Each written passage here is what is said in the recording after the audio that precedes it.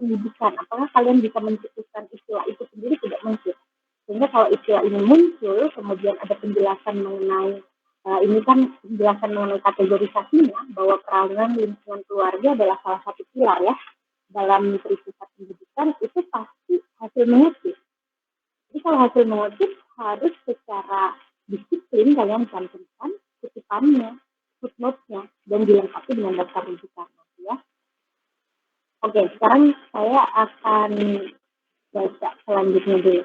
Ini peran Al-Quran dalam mengatasi degradasi moral generasi muda di era milenial. Tapi di latar belakang, Nisa langsung bahas peranan lingkungan keluarga sebagai salah satu pilar dalam pusat pendidikan. Ini variabel mana yang dijelaskan melalui informasi ini, Nisa?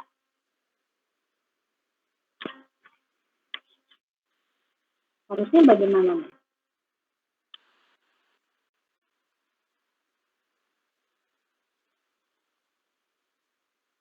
Oke, Nisa bisa dengar saya? Bisa, Bu. Ya, lingkungan keluarga ini merupakan salah satu solusi yang termasuk di dalam Al-Quran atau bagaimana pembinaan akhlak di lingkungan keluarga? Iya, Bu, salah satu solusinya. Oke.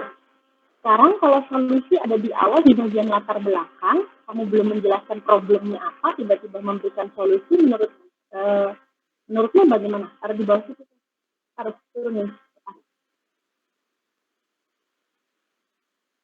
Jadi ibarat kata begini ya. Jadi kalau kalian mau bernalar, itu kan memulai sesuatu, pengantarnya harus jelas dulu. Latar belakang ini kan berisi pendahuluan. Apa sih yang melatar belakangnya? Kenapa kalian pilih topik penelitian ini? Kita coba lihat di atas. Apa latar belakangnya? Pertama,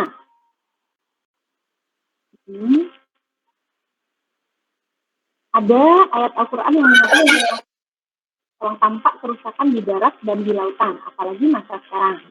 Ada kerusakan alam, lingkungan, terus ada data penyimpangan sosial, ya kan? Menunjukkan adanya degradasi moral. Kenapa ini tidak muncul di bagian awal sebagai sebuah problematika yang kamu angkat, Nisa? Jadi yang pertama kali muncul di dalam bagian latar belakang tentu adalah gambaran umum permasalahan. Kalau ada permasalahan yang diangkat, kalau fenomena berarti kan gambaran umum fenomenanya. Solusi sebagai sebuah tawaran yang mau diberikan itu kan harusnya ada di akhir, kan? Ibaratnya kalau kita curhat dengan teman, kalian datang, dia belum curhat, kemudian kalian berikan solusi, oh iya, aku tahu solusi dari semua masalahnya. Nah, kalian dukun, kenayang. Jadi, bagian pertama, di latar belakang ini, coba ungkapkan gambaran umum permasalahan atau fenomena sesuai dengan apa yang kalian rancang di dalam naskah UTS. Gitu ya. Ini kan kalau misal langsung fokus mengapa lingkungan keluarga perlu mendapat pendidikan, karena adalah contoh keteladanan, bla bla bla dan seterusnya. Ini justru lebih cocok nanti munculnya di bagian latar belakang dong. Fokus aja langsung ke sini misalnya. 10 tahun terakhir, kenakalan remaja baik dalam bentuk tawuran pelajar, penggunaan narkoba, dan lain-lain sampai tindakan amoral orang dewasa, seperti bla bla bla dan seterusnya telah banyak terjadi. Data statistik menunjukkan bahwa bla bla bla. Jadi langsung to the point pada problemnya, kegelisahannya apa. Itu ya, teman-teman yang lain semoga juga bisa mengikuti. Coba saya ingin lihat punya narasi dulu. Ibu, mohon maaf. Ya? Suaranya kurang jelas, Bu. Kurang jelas? Nah, kenapa baru bilang? Iya. Saya sudah cerita panjang lebar ini, baru kurang jelas. Mungkin saya buka aja headsetnya.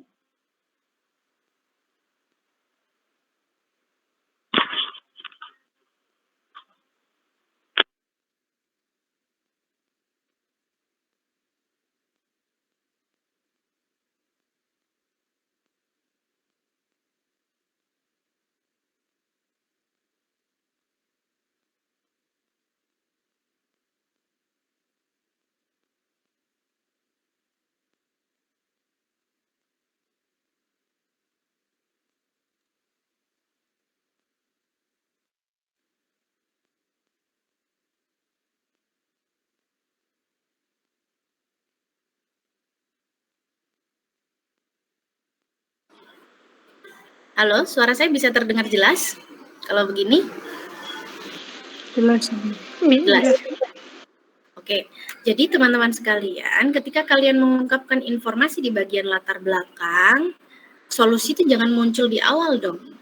Ya kan, kalau naskah kalian solutif, solusinya muncul di akhir sebagai sebuah kajian dalam penelitian. Jadi kan kalau rancangannya Nisa itu kan naskah laporan penelitiannya nanti berupa informasi mengenai berbagai solusi yang ditawarkan oleh Al-Quran gitu ya, untuk mengatasi masalah degradasi moral. Nah, solusi-solusi itu bisa solusi di lingkup keluarga misalnya. Solusi di lingkup keluarga apa saja? Oh, ada di ayat A, di ayat B, ayat C.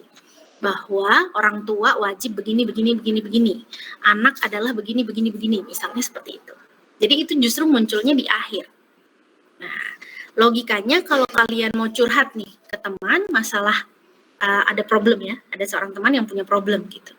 Tiba-tiba dia belum ngomong, kalian sudah datang, aku sudah tahu masalahmu, ini solusinya. Nah, itu kan jadi kayak dukun, ya enggak? Sama seperti tadi gitu. Jadi pembahasannya di awal, kenapa sayang? Ya nanti dulu agak sore, Mama selesai ngajar kita main sama Aye ya. Tunggu dulu. Ya. Baik, saya lanjut dulu ya. Jadi seperti itu. Jangan sampai ketika kalian menawarkan sebuah solusi di dalam penelitian, itu solusinya sudah dibahas di awal, di latar belakang sejak paragraf pertama. Itu kan jadi agak ini ya, secara nalar menjadi tidak logis gitu. Jadi di bagian latar belakang fokuskan pada alasan pemilihan topik apa. Nah, Nisa sudah bagus tuh di bagian rancangannya. Sayangnya di eksekusi ke latar belakang kenapa jadi solusinya yang dimasukkan? Padahal di rancangan sudah jelas ya, bahwa problemnya adalah ada degradasi moral di kalangan remaja, di kalangan dewasa, di kalangan ini. Ada data statistik yang dimunculkan. Tapi ternyata ketika masuk di latar belakang, itu justru miss.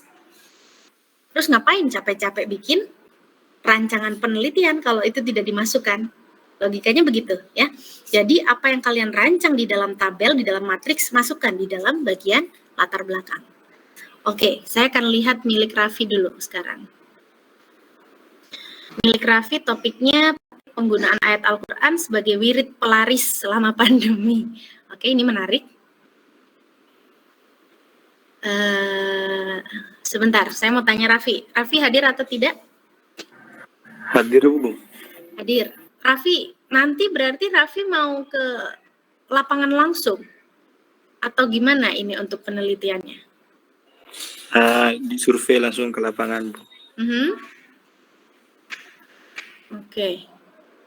Ini fakta empirisnya Raffi sudah pernah baca jurnal-jurnal, coba saya lihat yang bawah ya. Penelitian terdahulu ada penglaris, oke. Boleh. Banyak ya ternyata yang bahas penglaris, baik. Latar belakang. Nah, ini punya Raffi juga. Kok makin parah, Raffi? Lihat rancangannya sekompleks ini, sedetil ini. Tetapi kok latar belakangnya hanya saupli begini. Belum rampung itu, Bu. Ini masih baru mulai nih kalau segini. Berdagang merupakan jenis usaha yang paling banyak ditekuni masyarakat Indonesia. Oke, umum lah ya. Hampir semua umat muslim memilih bekerja sebagai pedagang. Apa iya?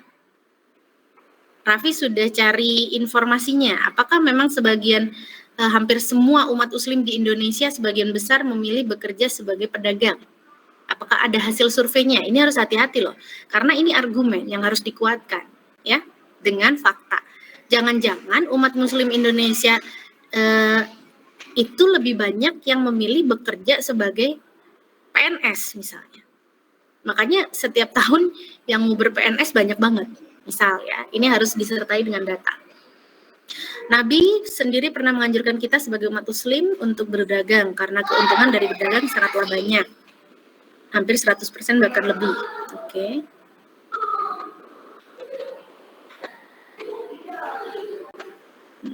Ya, ini karena masih masih mentah ya, masih awal, jadi isinya belum muncul.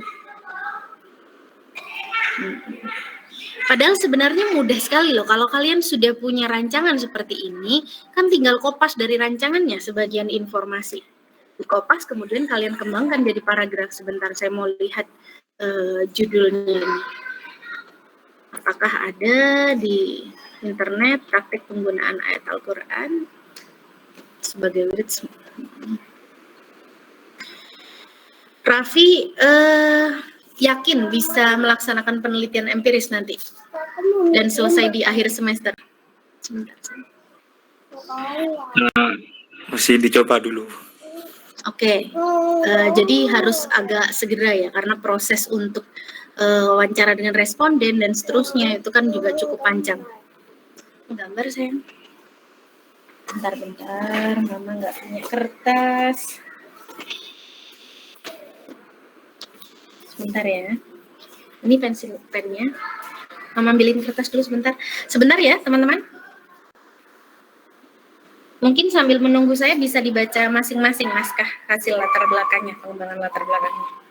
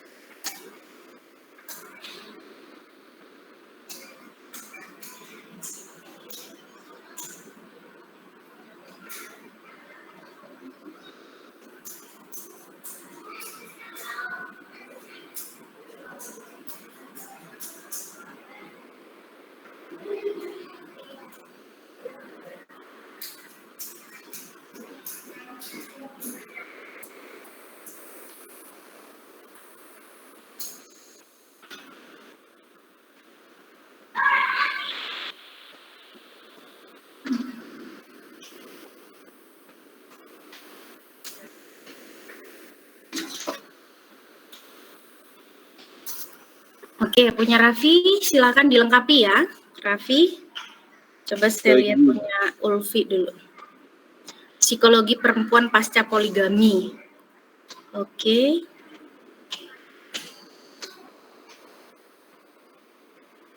Ulfi hadir atau tidak ini? Hadir, Bu. Hadir, oke. Ulfi ini mengambil dari jurnal Fakultas Psikologi Universitas Muhammadiyah Malang berjudul Resiliensi Istri yang Dipoligami, Studi Kasus Poligami di Desa Rombia Timur, Kabupaten Sumeneb. Terdapat 3 orang yang menjadi objek kajian yang mengalami perubahan psikologi pasca poligami. Oke. Berarti datanya diambil dari data penelitian lain ini, Ulfi. Iya enggak? Ulfi? Iya Bu.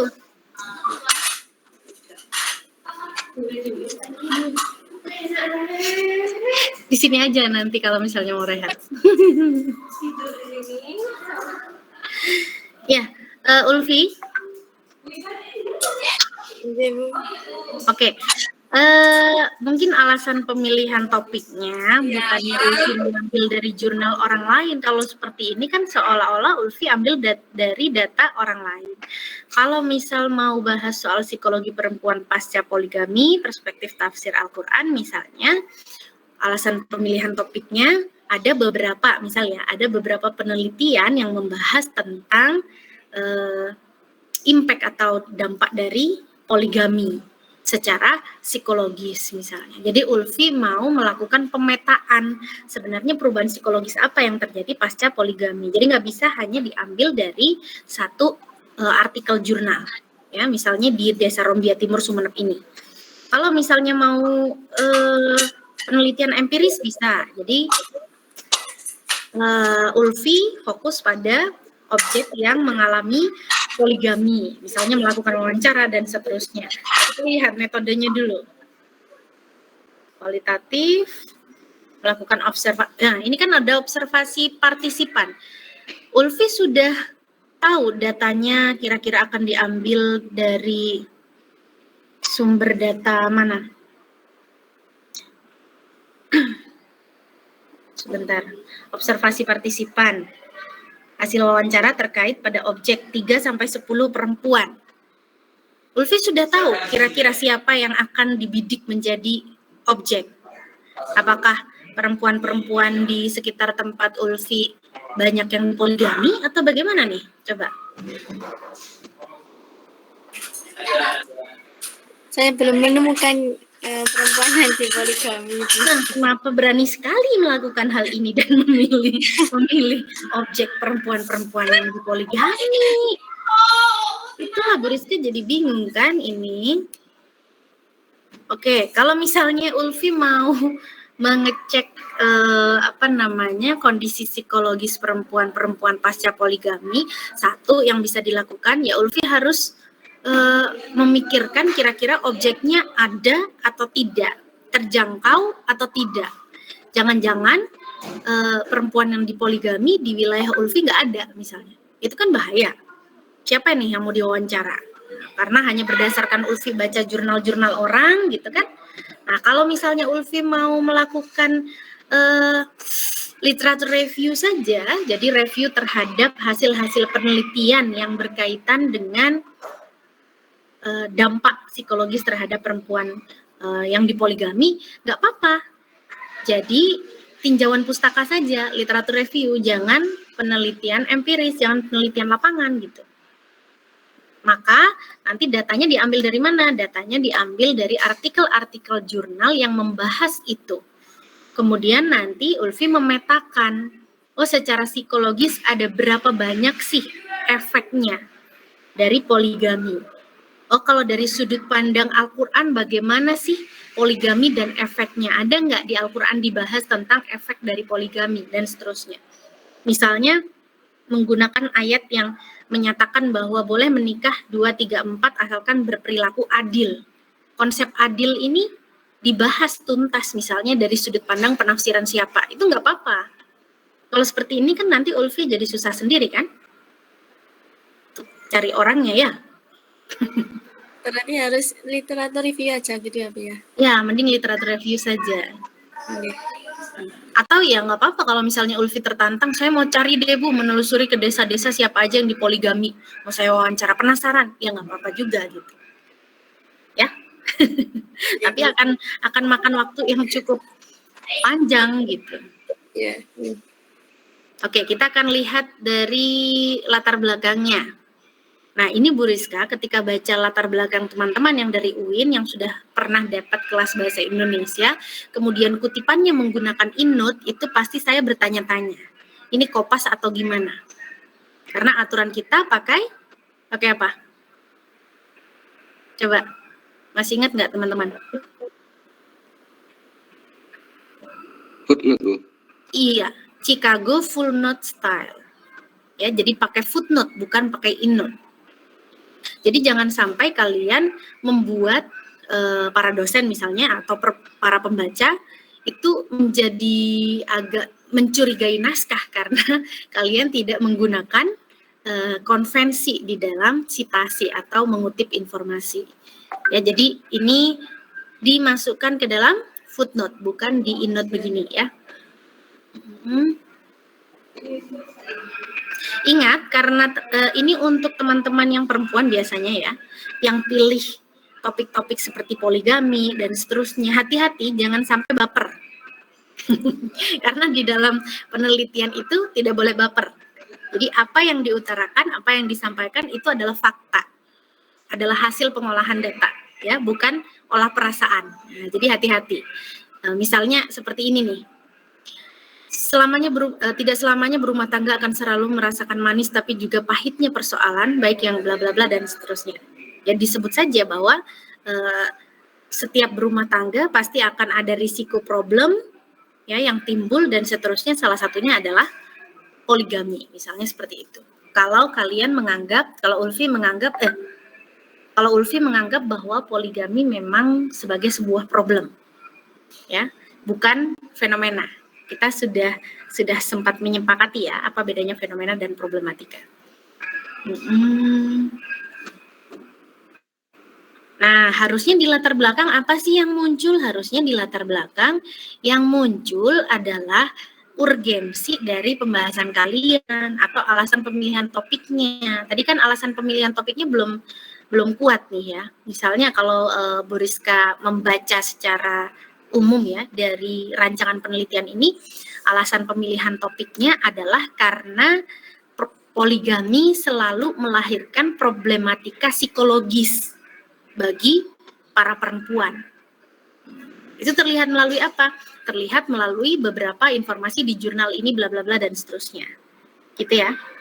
Kemudian selain problematika psikologis, ada problematika apa lagi? Ada problematika terkait keadilan. Itu yang menjadi inti pembahasan di dalam aturan mengenai poligami misalnya. Kemudian yang berikutnya apalagi? Ada banyak problem lain, bla bla bla dan seterusnya. Sehingga ini menjadi hal penting untuk disorot, untuk diungkap. Itu yang dimasukkan ke dalam latar belakang. Kalau misalnya punya data spesifik, Ulfi bisa menelusuri data berapa sih jumlah perempuan yang dipoligami di Indonesia. Itu menarik lagi. Sehingga menjadi alasan ini ya. Alasan yang berdasarkan pada data statistik mengenai ternyata poligami walaupun sangat problematik tapi banyak juga yang melakukan di Indonesia. Dari sekian banyak masyarakat muslim Indonesia, berapa persen sih yang melakukan poligami? Nah, dari yang berapa persen melakukan poligami, ternyata kasus-kasus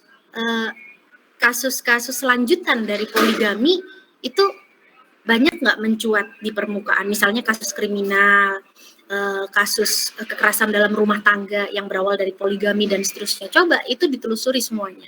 Sehingga alasan pemilihan topiknya, urgensi dari pembahasan itu menjadi terkumpul gitu, komprehensif.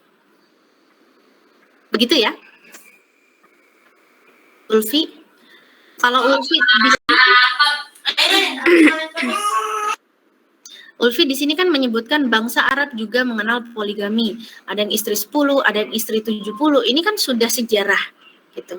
Alangkah lebih baik karena pembahasannya adalah dampak psikis atau psikologis dan itu berkaitan dengan konteks masa kini, ya fakta yang disajikan fakta masa kini. Gak apa-apa yang lalu dibahas, tetapi ada compare ya, ada komparasi dengan fakta masa kini. Gitu ya Ulfi? Ya Bu, terima kasih. Ini banyak PR-nya nih. Yeah. Oke. Nanti teman-teman sekalian kalau bagian latar belakang sudah rampung, kemudian teman-teman sudah mulai mengumpulkan data, ya, teman-teman akan punya jatah untuk mempresentasikan data dan hasil pengolahan datanya. Jadi ibaratnya seperti kalian sedang seminar hasil dari penelitian. Supaya Bu Rizka bisa tahu proses atau metode apa yang sudah kalian lakukan untuk mengumpulkan data itu dan aktivitas apa yang sudah kalian lakukan untuk proses pengolahan data yang sudah terkumpul, gitu ya. Oke, berikutnya ada Idham Khalid. Topik penelitiannya adalah konsep hijrah kaum milenial, kajian dakwah dan media sosial.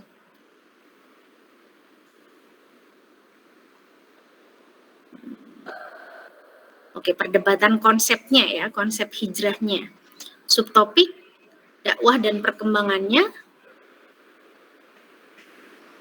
Kemudian hijrah dalam perspektif Islam, konsep hijrah kaum milenial, sumber informasi, konsep hijrah. Sebentar, saya mau tanya Idham. Yang D ini maksudnya apa Idham? Ya Bu. Yang D maksudnya apa? Yang D. Informasi konsep hijrah. Maksudnya sumber-sumber yang dijadikan oleh para milenial untuk dijadikan acuan dalam berhijrah. Jadi informasi-informasi yang mereka jadikan motivasi mereka dalam berhijrah, Bu. Oke, misalnya dari internet gitu ya? Ya, sosial media gitu. Oke, boleh. Ini menarik sih karena relevan dengan konteks masa kini ya. Bagaimana konsep hijrah yang sebenarnya dengan konsep hijrah yang menjadi yang di framing ya untuk kepentingan milenial atau bagaimana, nanti kita bisa lihat. Ada ideologi-ideologi apa di balik itu? Data yang dikumpulkan fakta mengenai pemahaman hijrah dari sebagian besar mahasiswa semester 6 Prodi Komunikasi Penyiaran Islam IAIN Madura. Mengapa? Mengapa data sumber datanya adalah mahasiswa IAIN Madura? Apakah ini hasil resum dari penelitian orang lain? Atau gimana ini, Itham? Awalnya seperti itu, Bu. Dan bagi latar belakang saya baru sadar bahwa yang di atas tidak relevan sama latar belakang saya. Oke. Kalau iya dong. Jadi kalau misalnya bicara soal hijrah dan media sosial, berarti kan data dan sumber datanya juga diambil dari media sosial. Iya, betul. Bergantung pada subtopiknya. Misalnya kalau subtopik yang pertama, ini kita abaikan saja yang meten yang sudah ditulis oleh Itham ya. Subtopik yang pertama dakwah dan perkembangannya. Ini luas banget. Ya kan? Sebenarnya yang pertama ini tidak perlu, tidak masalah. Jadi dicoret saja langsung ke B, C, D. Hijrah dalam perspektif Islam. Berarti datanya diambil dari mana? Itham.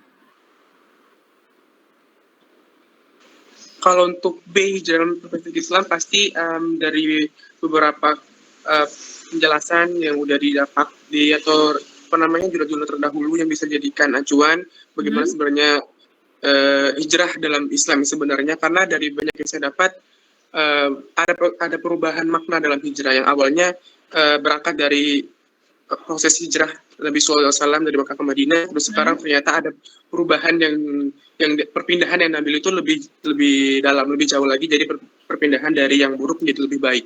Oke, berarti ada hijrah secara literal gitu ya, hijrah secara bahasa, ada hijrah secara istilah gitu kan ya, ada hijrah secara ideologi. Nah, itu datanya harus jelas, harus spesifik Itham. Misalnya dari Al-Quran, hadis itu data utamanya. Ya kan? Ayat Al-Quran yang mana nih yang bahas soal definisi hijrah, konsep hijrah? Hadis yang mana nih yang kemudian menguatkan? Atau ada asbabun nuzulnya enggak? Dan seterusnya. Kemudian misalnya ada konsep dari ulama mana yang bahas tentang hijrah? Ada enggak dari ulama milenial misalnya? Seperti itu ya. Oke, kemudian yang kedua, yang C, konsep hijrah kaum milenial. Nah, ini datanya dari mana, Itham? Nah, kalau yang ini sebenarnya benar kayak Ibu tadi ada tidak relevan tadi yang untuk metode penelitian sama yang saya tulis di latar belakang, karena untuk latar belakang saya baru ketemu, ternyata saya ingin mengarahinnya konsep hijrah milenial ini dari pandangan teman-teman IAT seangkatan. Oke. Jadi hijrah menurut mereka itu seperti apa? Jadi saya persempit siapa yang menjadi sumbernya yang melihat hijrah itu. Boleh. Ya, tapi kalau teman-teman IAT, ya bolehlah teman-teman IAT tidak apa-apa karena mereka generasi milenial ya. Jadi ini namanya samplingnya purposive sampling. Pilih sampel yang bertujuan.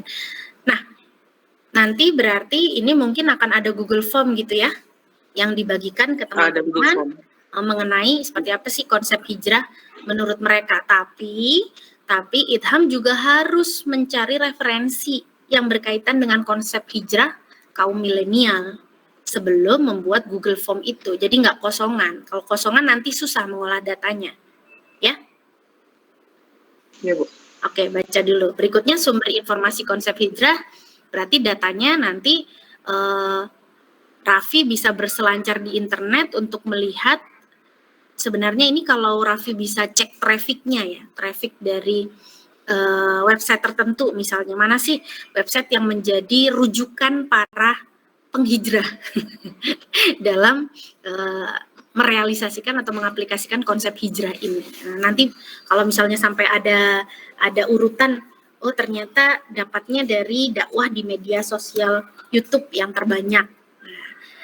YouTube-nya siapa, bla bla bla dan seterusnya, itu bisa jadi data yang Raffi masukkan di dalam sebuah matriks dan menunjukkan ada mana yang dominan, mana yang kurang, mana yang digemari, mana yang tidak digemari dan seterusnya. Bisa seperti itu.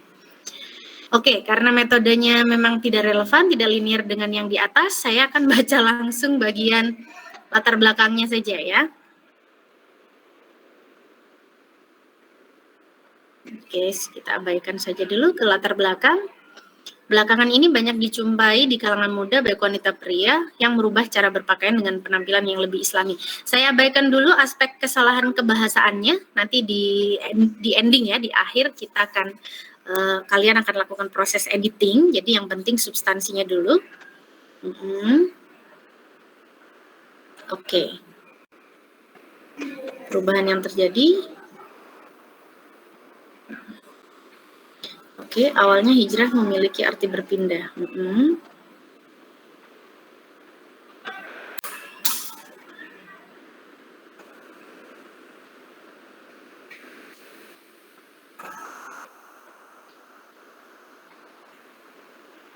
Oke, boleh. Tapi ini belum rampung ya, masih idham. Pemaparan bagian latar belakangnya. Problematikanya sudah muncul di bagian awal. Stereotip tentang hijrah gitu ya, orang-orang yang berhijrah itu seperti apa. Mungkin bisa ditambahkan footnote ya, atau kutipan informasi mengenai stereotip itu. Penting, karena bicara soal stereotip hijrah itu kan nggak selalu orang yang awalnya tidak pakai jilbab terus pakai jilbab, awalnya pakai celana panjang terus pakai celana cingkrang begitu, berarti kan sempit sekali. Nah, mungkin Idham bisa menyebutkan di latar belakang tentang stereotip itu, tentang orang-orang yang berhijrah itu dicirikan dengan A, B, C, D itu menurut siapa misalnya. Coba dicari. Gitu ya Idham? Ya, baik Bu, terima kasih. Punya Idham lumayan di bagian latar belakangnya. Sudah dilengkapi dengan footnote juga, penjelasannya cukup spesifik ya mengenai paragraf pertama bagaimana problematikanya, kemudian sejarah ya, sejarah mengenai problematika itu muncul. Ini. Kemudian nah, urgensinya ini yang belum keluar sebentar. Harus dibawa ke arah hijrah juga tidak bisa dimaknai secara tekstual tapi secara kontekstual. Oke, ini urgensinya juga sudah terlihat.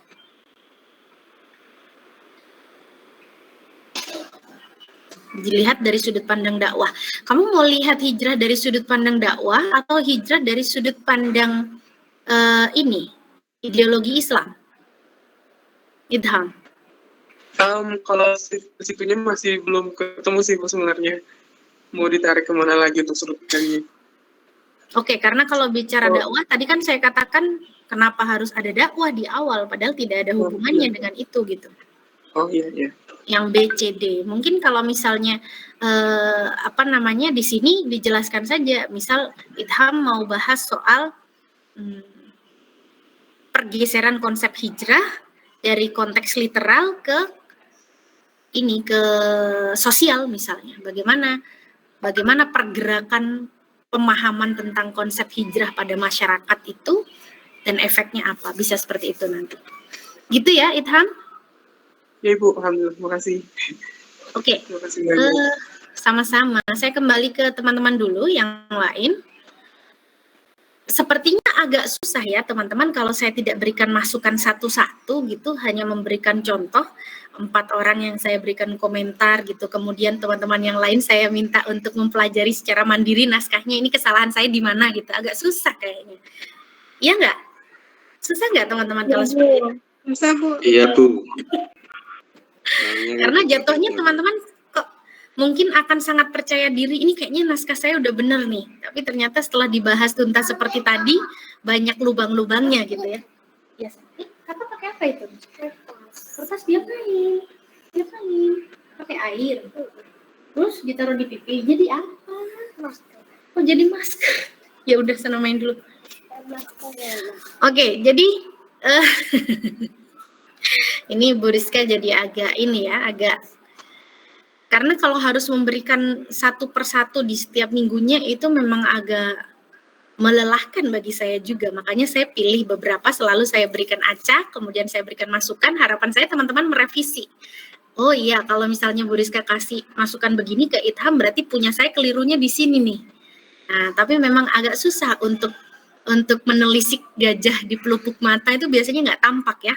Kalau kuman di seberang lautan tampak, misalnya Sera diminta untuk ngoreksi punya Naura, itu pasti kelihatan sejak paragraf pertama udah salah nih punya Naura, gitu kan? Ya, jadi begini saja kalau begitu, teman-teman silahkan berpasangan untuk melakukan proses koreksi silang. Ya, nanti Bu Rizka akan cek mungkin 2 naskah lagi, ya. Setelah itu yang lain silakan coba berpasangan untuk melakukan koreksi silang, apa saja yang kurang, nanti teman-teman bisa melakukan revisi. Oke. Atau ada yang ingin naskahnya dibahas tuntas? Boleh angkat tangan. Siapa? Sera. Sera.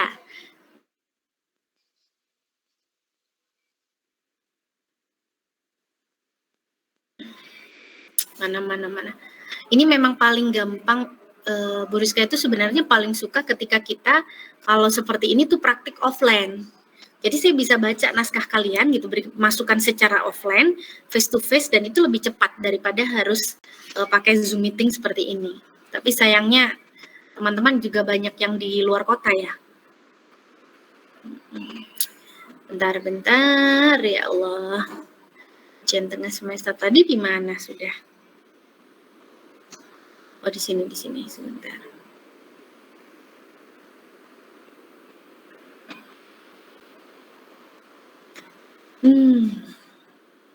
Tadi siapa? Sera ya? Oh, nggak kelihatan ini. Miza Sera, oke, punya Sera. Bentar ya, agak loadingnya agak lama ini. Tapi dari diskusi kita hari ini, masukan-masukan saya untuk teman-teman, ini ya bisa dipahami ya bahwa nalar itu benar-benar dibutuhkan untuk melakukan penelitian. Jangan sampai penelitian yang kita rancangannya sudah oke, ternyata realisasinya nggak sesuai dengan rancangan. Atau rancangannya B, realisasinya malah ke A gitu. Rancangannya sudah, itu kan tadi ada yang rancangannya sudah keren, ternyata kok di latar belakang jadinya begitu gitu kan. Bentar, ini punya Sera dulu.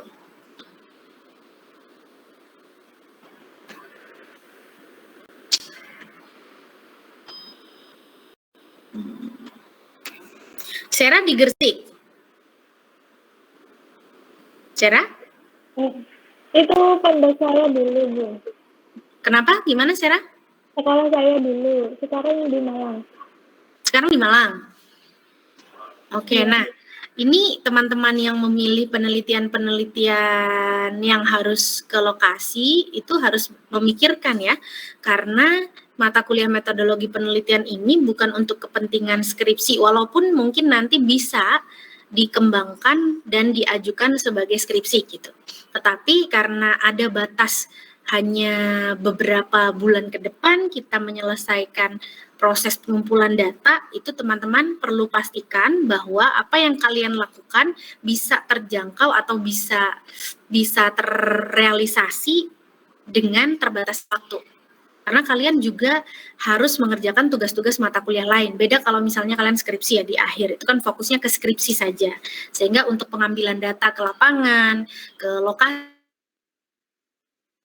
itu jadi lebih fleksibel. Tapi kalau untuk tugas mata kuliah, makanya Bu Rizka sarankan yang simpel-simpel saja penelitiannya dulu untuk belajar ya. Oke, saya baca dulu punya Sera. Kurikulum berbasis Living Quran di Lembaga Formal MA Al-Ibrahimi Gresik. Oke.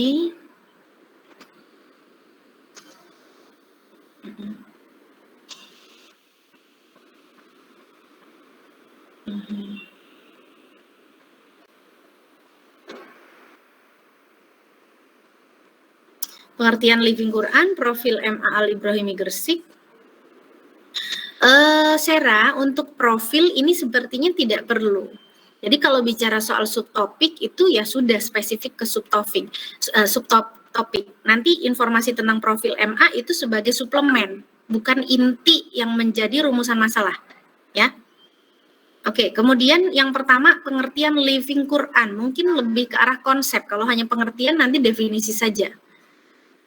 Gitu ya, konsep dasarnya seperti apa sih Living Quran itu?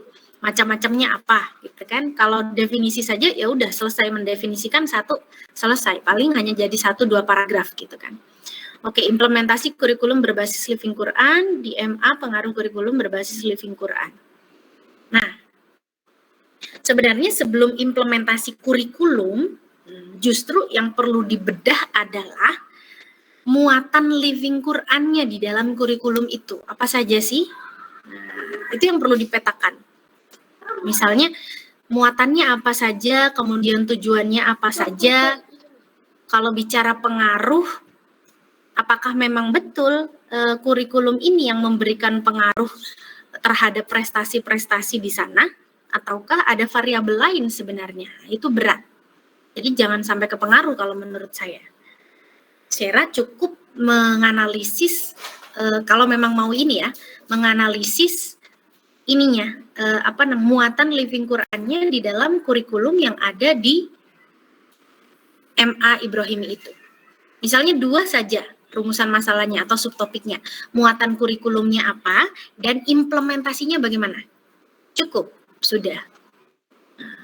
Ya, oke. Bu Rizka sarankan yang pengaruh tidak usah muncul gitu.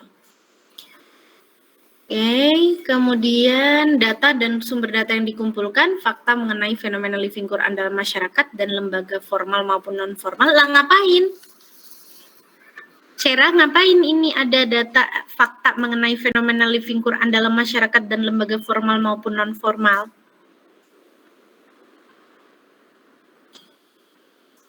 Sera? Sera dengar suara saya?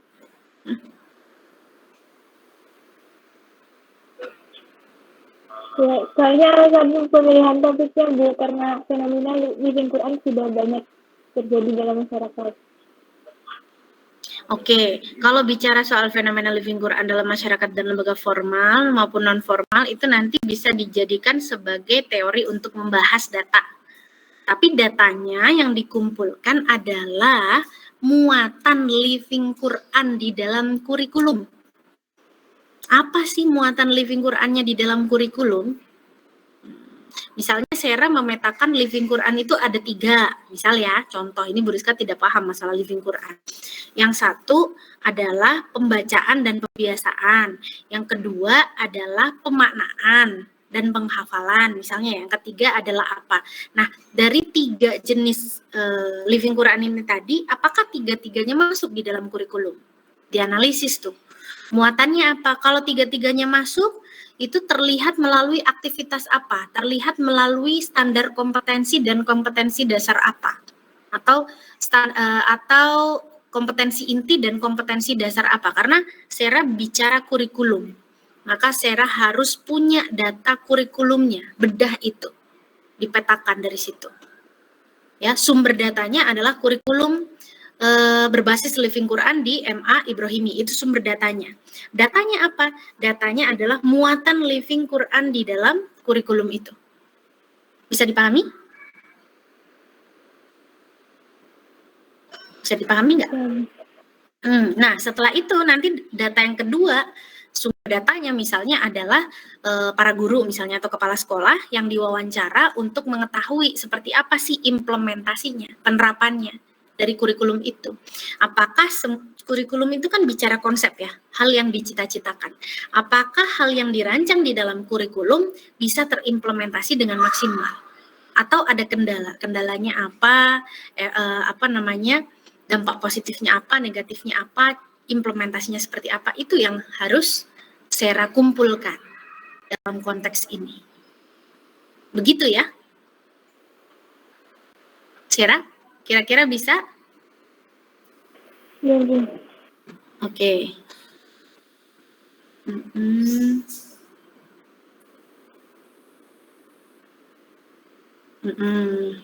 Nah, ini kan misalnya penelitian terdahulu ini menunjukkan bahwa Living Quran masuk di dalam kurikulum. Yang satu, hafalan Quran wajib. Yang satu, pembelajaran Al-Quran wajib. Yang satu lagi, tahfidz ya, yang wajib juga di semester sini dan seterusnya. Kemudian di Sidoarjo, tradisi baca Quran, surat-surat pilihan sebagai ini tradisi membaca. Makanya Bu Rizka tadi sampaikan, saya petakan. saya sampaikan agar Sera memetakan living Quran itu ada berapa. Ya, implementasinya ada berapa. Baca saja, kemudian memaknai, gitu kan, menafsir, kemudian memaknai dengan menafsir beda nggak? Lebih kompleks menafsirkan ya. Terus menghafal dan seterusnya, itu harus dipetakan. Oke, saya akan baca bagian latar belakangnya dulu. Teman-teman sekalian, kalau menulis Islam, karena Islam itu adalah nama agama ya, itu harus huruf kapital, walaupun dia ada di tengah. Ini hanya karena Bu Rizka ingat saja supaya tidak berulang. Oke, Al-Quran merupakan sumber hukum Islam, yakni bla bla bla dan seterusnya. Dalam realitanya banyak fenomena dalam masyarakat. Ini kalau sudah ada banyak, fenomenanya satu. Banyak fenomena sudah banyak. Jadi nggak usah pakai kata banyak. Ya, salah satu. Terdapat berbagai macam bla bla bla dan seterusnya.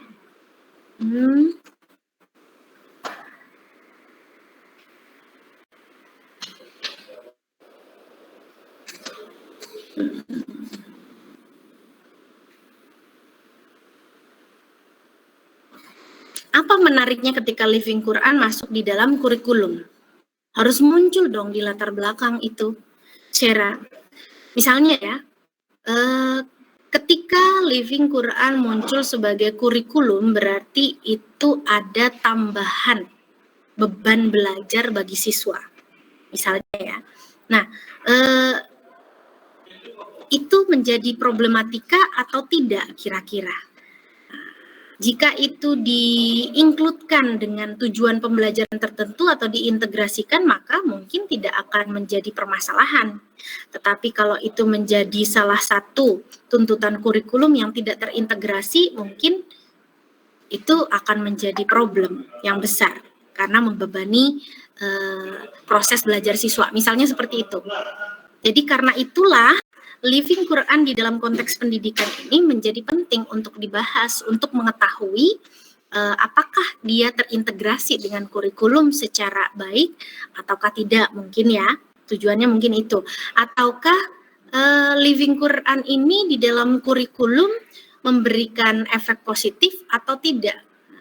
Karena kalau secara logika ada tambahan informasi, ada tambahan proses belajar, maka itu akan membebani siswa secara psikologis, secara dari dimensi waktu dan seterusnya, misalnya seperti itu.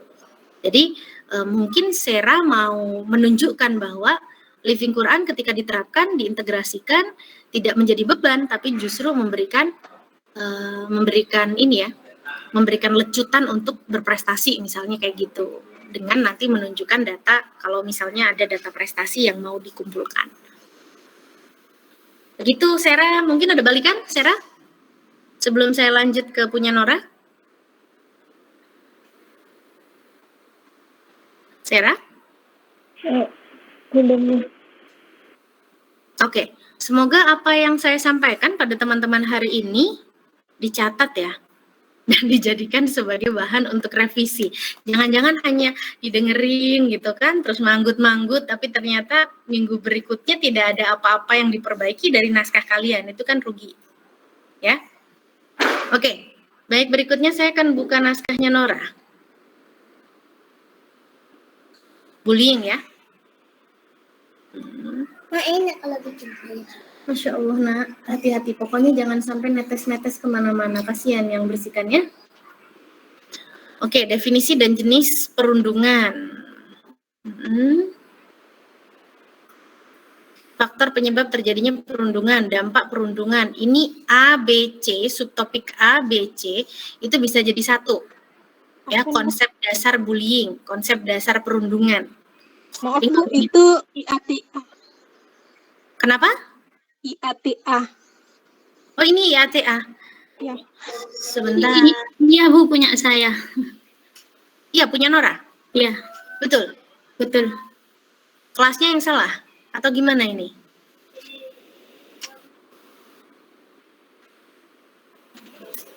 Betul tapi ya. Ya udah, saya lanjut ya. Oke. Jadi definisi, jenis, faktor, dampak ini jadikan satu subtopik. Apa itu? Konsep dasar. Ya. Terus ada bullying menurut pandangan Al-Qur'an dan hadis, solusi terhadap tindakan bullying perspektif Al-Qur'an dan hadis. Oke, boleh lanjut. Library research. Datanya, kutipan tekstual terkait tema bullying. Boleh, kutipan teks Al-Qur'an yang membahas bullying. Ini harusnya 3 dong data yang dikumpulkan ya. 1, tentang konsep bullying ya.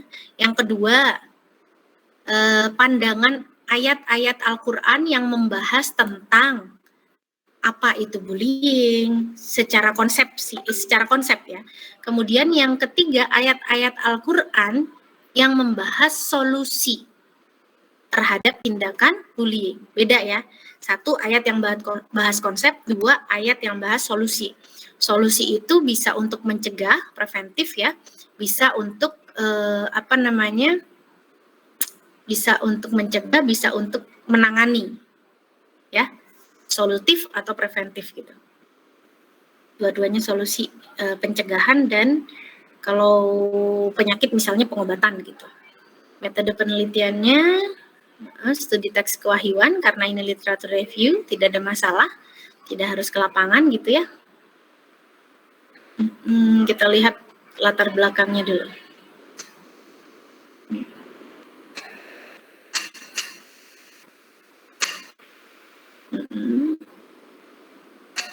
Oke.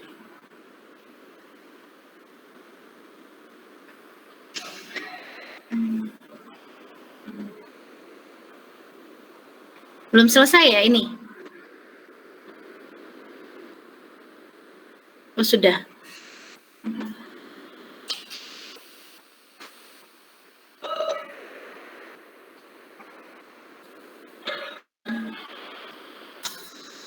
Oke, mungkin bisa dimasukkan ini data spesifiknya mengenai kasus-kasus bullying. Seperti apa sih wujudnya? Ini kan di awal fokus Nora adalah bullying di dalam media sosial, Facebook, bla bla bla dan seterusnya gitu ya. Ini mungkin bisa. Masya Allah. Habis ini kita cuci kaki ya. Jadi misalnya bullying itu apa sih? Kemudian ada berapa kategori bullying? Oh, tapi itu nanti di konsep ya. Udah ada di konsep ya, di pembahasan. Boleh sih, ini umum saja seperti ini, tidak masalah.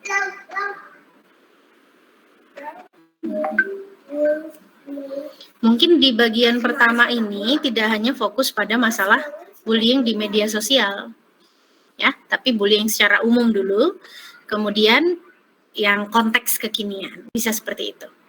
Gitu ya Nora? Ini udah oke sih. Iya Bu. Baik. Kakak mau main ke lapangan? Ini basah semua bajunya, kenapa begitu? Udah di sini aja lah, Nak. Bajunya kotor semua itu. HP-nya Mama mana? HP-nya Mama? Ya kalau ditonton, sana ditonton. Oke. Yang lain ada lagi, mungkin ada yang mau didiskusikan mengenai rancangan penelitiannya? Nora? Silakan. Punya Nora belum? Oh, Naura dan Nora ini ya. Bentar, coba saya buka punya Naura.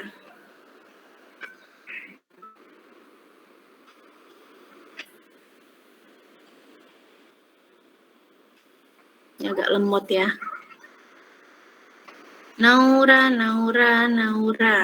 Atika, Muya, Sidham Halid, Ufika, Rizam, Iqbal, Sulis, Aflah, Raffi, Transiska, Gabriela, Nabila. Mana punya Naura? Kok nggak ada Naura? Ini mungkin yang tanpa nama ya. Coba saya lihat. Apa sayang? Hati-hati tuh kalau jatuh ke balik jendela, mama nggak bisa ngambil, nggak punya HP lagi loh sayangku. Sudah ada kapan yang nggak bakalan jatuh jadi. Ya, ini punya Alif, ini punya Yolan. Nah, punya Nora mana? Sudah dikumpulkan belum? Dora. PPJ kelas? Dora. Nora. Oh, tidak ada? ATB. Kenapa sayang? Atau Nora. Kakak Naura, bukan kakak Dora. Saya IATB, Bu. Oh iya, ATB. Ya. Bentar, ini kok nyampur-nyampur sih kalian?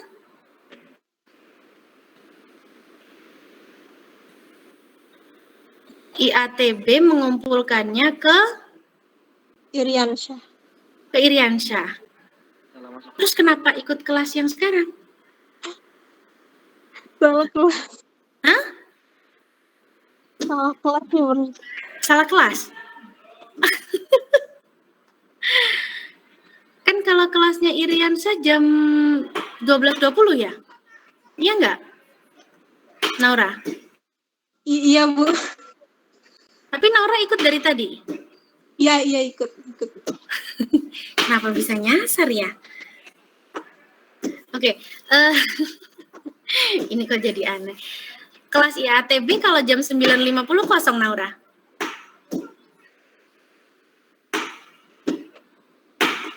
Naura?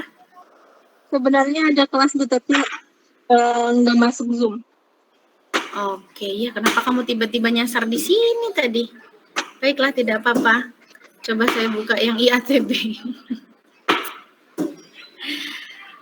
Bentar, IATB itu kelasnya Iriansyah. Sudah Beriska download belum ya? Punya Iriansyah. Iriansyah.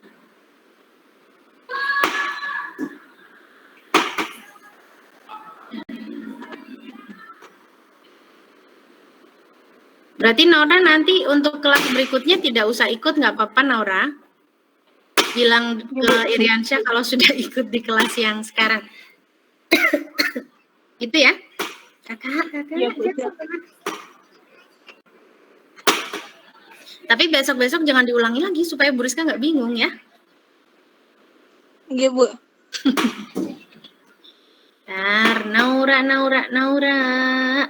Naura Amirah.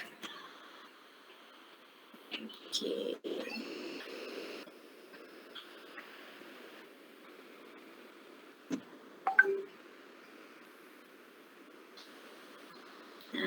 Saya share screen dulu ya, punya Naura. Kakak. Seru, tapi kalau jatuh, jempalik, terus mendol nggak seru deh.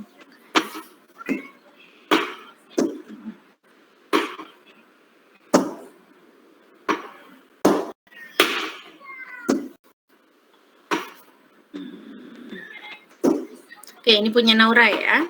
Perzinahan dalam perspektif hukum Islam. Faktor terjadinya perzinahan, penerapan hukum bagi pelaku perbuatan zina. Kakak itu kan terlalu jauh kan? Ini kalau kakak jatuh, nah, mama yang nangis nanti nak. Ya.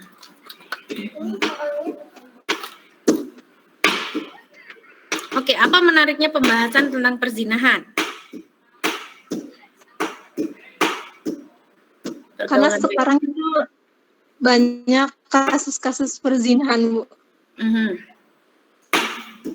Contohnya kayak pacaran itu kan mulai awalnya gitu.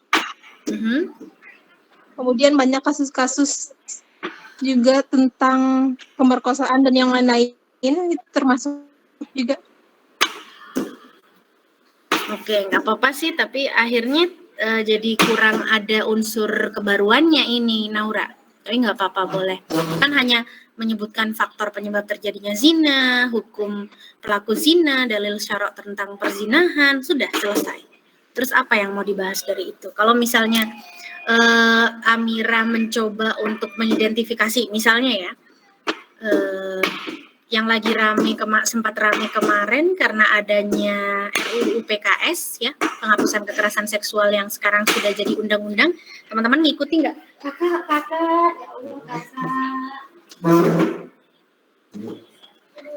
Teman-teman ngikuti nggak itu perjalanan RUU PKS 10 tahun proses pengajuan rancangan undang-undang penghapusan kekerasan seksual itu, dan baru disahkan kemarin ini ya.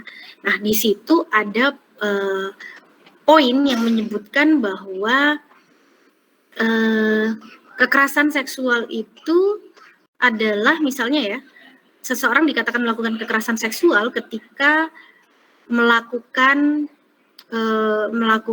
interaksi berbau seksual yang dia dipaksakan, tidak ada unsur kesetujuan, kalau tidak salah seperti itu. Jadi misalnya ini nih, misalnya suami istri gitu ya, si suami meminta untuk melakukan hubungan suami istri pada hari itu misalnya, kemudian si istri menolak karena satu alasan bla bla bla dan seterusnya. Jadi dia menolak, ada penolakan berarti kan ada ketidaksetujuan. Nah, kemudian si suami memaksa misalnya nih, sehingga terjadi kekerasan di dalam rumah tangga, kekerasan seksual. Nah, itu masuk kategori kekerasan. Ini menjadi salah satu polemik karena orang-orang beranggapan konsep persetujuan ini itu adalah bagian dari pasal yang melegalkan zina. Jadi ibaratnya kalau ada laki-laki perempuan nih belum menikah, sama-sama setuju, ya sudah tidak jadi masalah gitu. Nah, misalnya mau bahas soal itu nih, Naura, itu akan lebih menarik. Bagaimana pandangan Islam terhadap konsep persetujuan di dalam kekerasan seksual, misalnya begitu. Nah, itu menarik. Tapi kalau misalnya mau ini, ya nggak apa-apa. Akhirnya novelty-nya atau kebaruan informasi yang disajikan, hasil dari penelitiannya jadi kurang memiliki unsur kebaruan. Gitu ya, itu hanya sekedar saran saja dari Bu Rizka. Oke, data yang dikumpulkan, fakta kasus perzinahan. Wih, kamu mau mengumpulkan fakta kasus perzinahan terjadi dari zaman Rasulullah hingga 2002? Naura? Rangkum aja. Karena itu butuh berapa, aduh, itu banyak sekali gitu kan ya. Kalau misalnya dihitung per tahun jadi tabel, itu sudah jadi berapa ribu bahkan ya. Berapa ribu tahun itu nanti jadinya rangkumannya. Apakah memang benar-benar akan merepresentasikan jumlahnya secara kuantitatif misalnya? Lebih baik tidak, misalnya mungkin ini data mengenai jenis aktivitas yang termasuk dalam kategori zina. Nah, misalnya seperti itu. Zina kan macam-macam ya. Tidak harus ada penetrasi antara laki-laki dengan perempuan gitu kan. Tidak harus ada hubungan seksual yang sampai mengarah pada masuknya alat kelamin laki-laki ke perempuan dan seterusnya kan, tidak seperti itu, tetapi ada kategorisasi zinanya. Misal data yang dikumpulkan yang pertama berkaitan dengan kategorisasi aktivitas zina itu mengenai ini data tekstual kategorisasi atau jenis zina berdasarkan tingkatannya. Ada nggak tuh di dalam Al-Quran dan Al-Hadis? Kalau Bu Rizka kan nggak paham, misalnya laki-laki perempuan saling menatap, apakah itu mendekati zina, apakah itu sudah masuk kategori zina, dan seterusnya. Itu kan teman-teman IAT yang paling tahu. Itu menarik kalau misalnya Naura bisa menghasilkan kategorisasi yang dapat dibaca dengan mudah oleh teman-teman milenial, misalnya, oh kalau saya pandang-pandangan dengan cowok, sampai sebegini itu masuknya apa, jatuhnya apa. Oh kalau saya begini jatuhnya apa, itu akan menarik. Mungkin nanti bisa dibuat tabel begitu. Terus fakta penerapan hukuman pelaku zina. Ini zaman Umar ya, jauh sekali. Mungkin Bu Rizka sarankan datanya itu yang kontekstual, yang saat ini. Gitu aja ya, Naura. Baik, Bu. Kalau kasus-kasus yang lama di era Rasulullah ya tidak apa-apa sebagai komparasi, tapi fokusnya di saat ini, konteks kekinian. Karena tadi di latar belakang, di pendahuluan, di alasan pemilihan topik, Naura kan bahasnya tentang saat ini, seks bebas, dan seterusnya. Terus kalau contoh-contohnya tentang Ma'iz Ibnu Malik, ya tidak relevan akhirnya dengan yang saat ini. Gitu ya?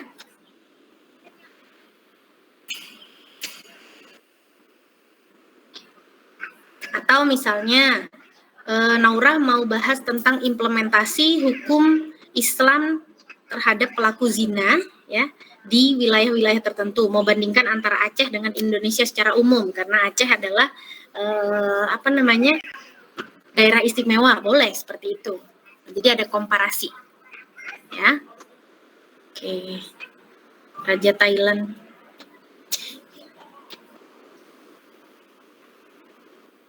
Perzinahan di masa Rasulullah, oke.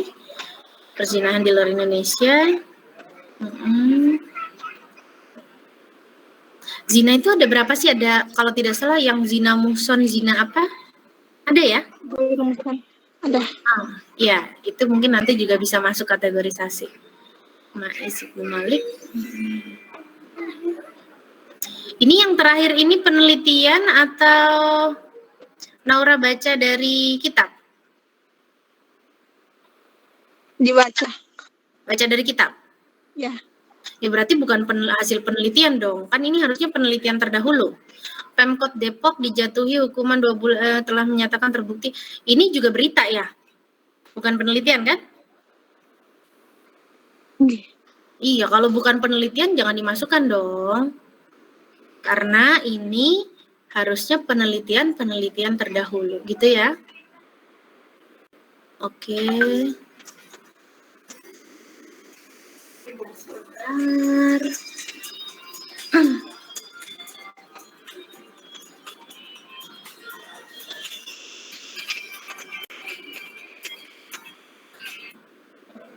Halo ya Mbak.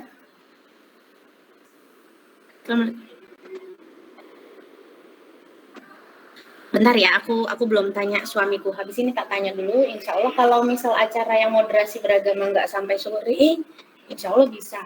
Tapi kalau acara yang moderasi beragama sampai maghrib, kan di kampus jadi enggak.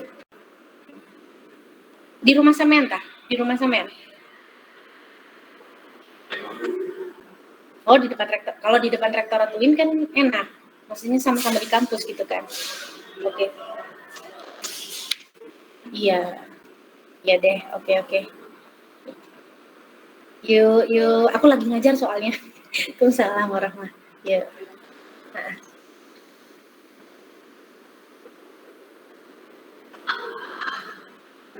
Oke. Baik. Saya lanjut ya. Nah, ini di latar belakang belum ada nih footnote-nya sama sekali. Padahal di rancangan penelitiannya sudah lengkap. Ada footnote-nya sampai 6. Nah, ini mungkin Naura perlu istikharah dulu ya. Masukan Bu Rizka apakah akan dilaksanakan atau tidak begitu berkaitan dengan yang tadi. Oke. Baik, teman-teman ada yang ikut acara moderasi beragama nggak besok pelatihan? Ada? Tidak ada ya? Tidak ada, Bu. Tidak ada. Oke. Baik, ada pertanyaan mungkin atau ada respons, ada curhatan dari diskusi hari ini, dari hasil mengedel-edel naskah kalian hari ini. Jadi Bu Rizka berharapnya selama 1 minggu ke depan, silakan teman-teman dibantu oleh Alif ya, untuk bertukar naskah. Wah, jaringannya mau terputus. Ya buat sana. Pelan-pelan. Sini Mama pegangin dulu. Naik dulu. Oke, maaf, barusan jaringannya terputus. Bentar, pelan-pelan. Jangan sampai tumpah.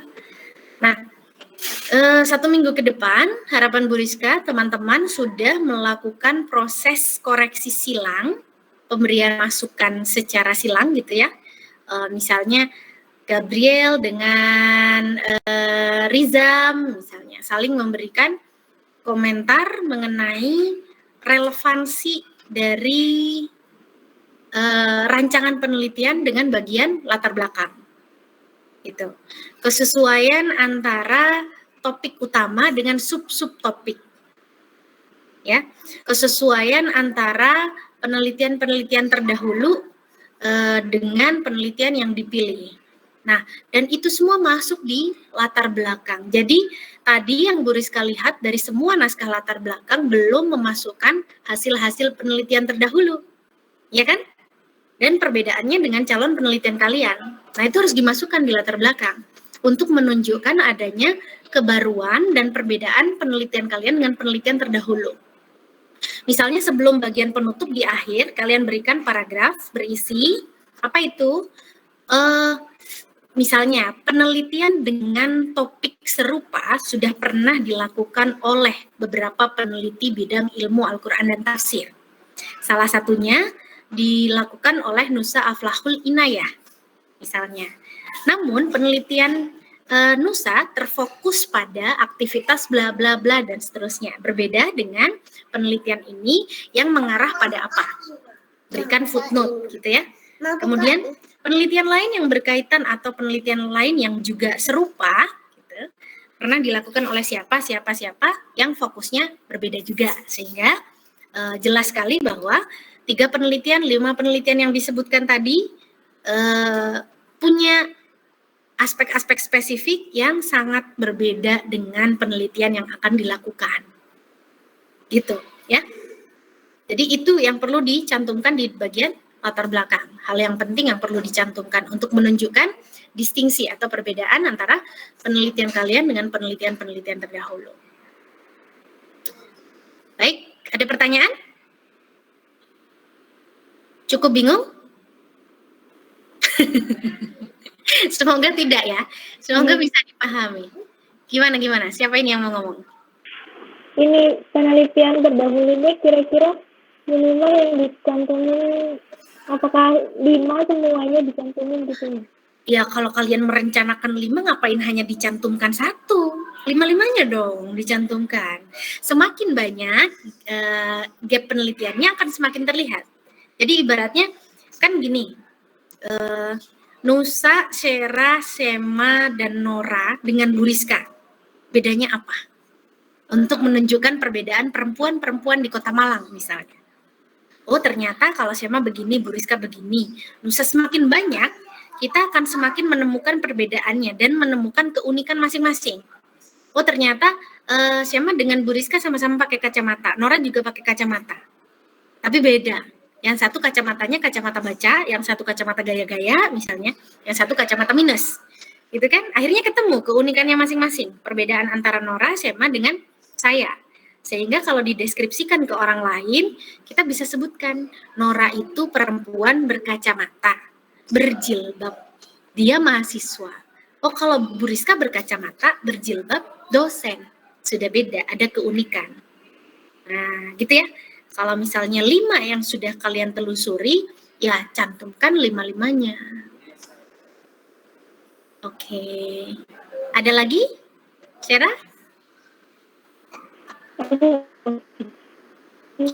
Yang lain? Boleh ganti tema, Bu? Apakah boleh ganti topik? Ya. Merasa agak susah? Oke, kalau misalnya mau ganti topik, segera dalam minggu ini. Sehingga naskah kalian sudah bisa rampung rancangannya di matriks itu, berarti kalau ganti topik kan ganti matriks kan? Ya kan? Matriksnya semua ganti, latar belakangnya juga ganti gitu kan. Itu juga butuh proses waktunya untuk kalian saling mengomentari satu sama lain. Dua orang tadi tuh ya. Oke. Gitu ya Syera? Boleh dan maksimal di minggu ini. Minggu depan sudah tidak boleh ganti topik.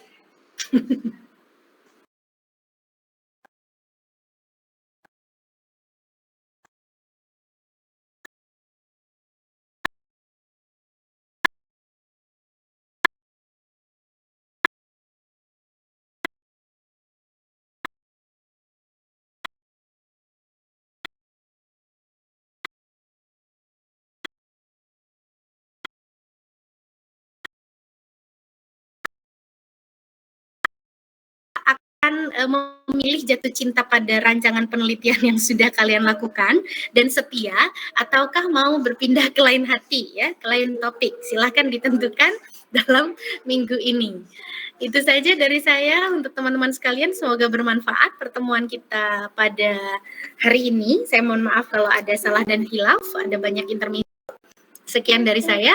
Alhamdulillahirrabbilalamin. Wassalamualaikum warahmatullahi wabarakatuh. Waalaikumsalam.